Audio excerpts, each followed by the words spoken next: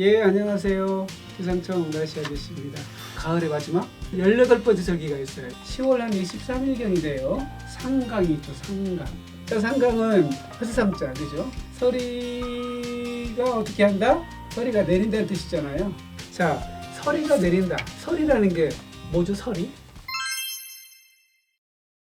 물에 이거 상변화 혹시 아세요? 상변화? 지금 여기 물이 있고 물은 액체죠, 그렇죠?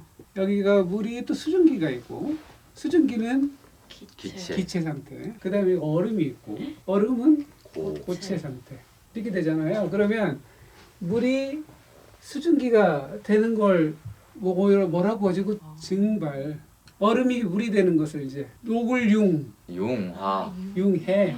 그러면 이제 반대가 있을 수가 있잖아요. 그럼 수증기가 물이 되는 건 음결.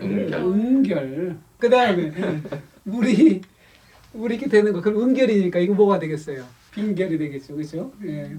얼음에서 수증기로 되는 거 있잖아요. 승화됐다. 이것도 승화래, 승화. 예. 혹은 이제 우리가 보통 구별하기 위해서 침적이라고 쓰기도 해요. 이런 과정에서 얼음은 분자 운동이 약하죠, 그죠? 온도가 낮으니까 여기는 분자 운동이 좀 크죠. 그죠? 여기는 훨씬 크죠. 단위 그럼 에너지가 어떻게 되겠어요? 여기 가장 높고 여기 그다음 되겠죠. 그러면 융의 증발이 일어나면 에너지가 거기 들어가야 돼요. 에너지를 흡수를 해야 돼요, 그죠? 여기 수증기 상태에서 응결이 일어나면 에너지를 방출하죠. 네. 여기도 마찬가지죠. 에너지를 방출하죠, 그죠? 자, 수증기가 물이 된다. 물이 되려면 어떻게 해야 돼요? 포화가 되잖아요. 포화가 되려면 온도를 낮춰야지. 그래서 온도를 낮춰야 포화가 되는 거죠, 그죠? 예. 자, 그러면 예를 들어서 그 아침에 온도가 쭉 떨어져서 거의 포화 상태가 이르렀는데 지면의 온도가 0도 이하가 되면 0도 이하에 딱 달라붙자마자 어떻게 되겠어요?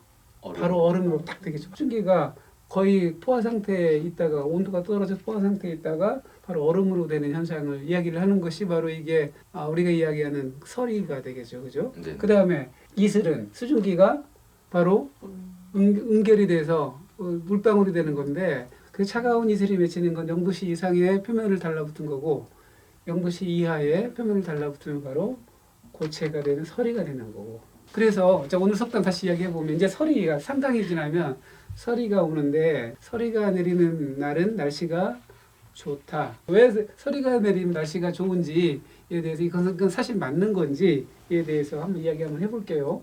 보통 표면에서 서리가 내리려면 온도가 많이 떨어져야 되잖아요. 지면의 온도가. 밤이 되면 일단 지구가 갖고 있는 온도가 있고 복사 에너지를 방출을 한다고요. 공기 중으로 방출하게 되는데 지구 복사 에너지를 가질 수 있는 것은 구름이거나 다시 말하면 물방울이거나 수증기이거나 CO2나 뭐 이런 가스들이에요.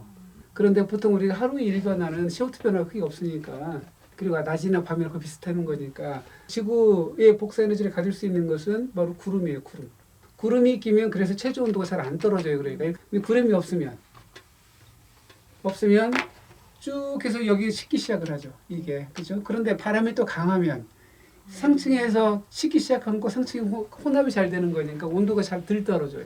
온도가 잘 떨어지려면 구름도 없고 그 다음에 바람도 별로.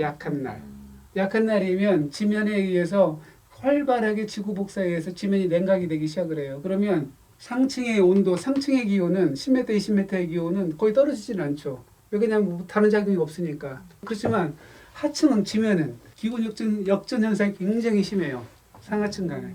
하층은 온도가 뚝뚝 떨어져요. 하층은. 수증기가 포화가 되기 시작해서 0도 이하로 뚝 떨어지면 바로 지면에 딱 달라붙으면서 서리가 만들어지는 거죠. 그러면 또 태양이 뿅 하고 비치면 어떻게 되겠어요? 이 역전층이 여기가 달궈지기 시작하니까 금방 해소가 되겠죠. 네. 서리도 금방 없어지죠. 네. 날씨는 맑고 좋죠.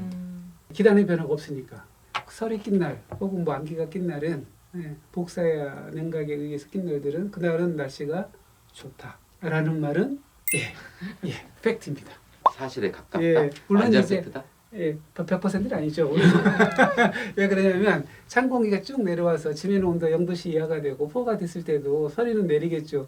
이 서리는 그러면 꼭 아침에만 끼는 것이 아니라 밤에도 끼고 뭐 그러겠죠. 그럴 때는 네. 그죠. 새벽에수록 서리가 내리는 이유는 뭐냐면 새벽 온도가 가장 낮기 때문에. 떨어지기 때문에 가장 포화도가 높기 때문에 그래요. 우리나라 보통은 서리는 10월에서 4월 사이에 주로 많이 내리죠.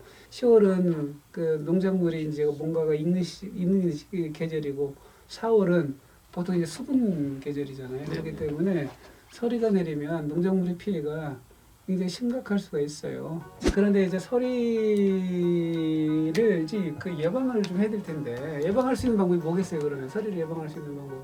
비닐을 덮어준다? 오! 바닥에다가 뭔가를 거적을 깔아준다거나 그렇게 해서 복사 냉각이 잘 일어나지 않도록 지면 온도를 안 떨어뜨리는 방법이고 또 하나는 그 대기 중의 온도를 좀 올리면 되잖아요.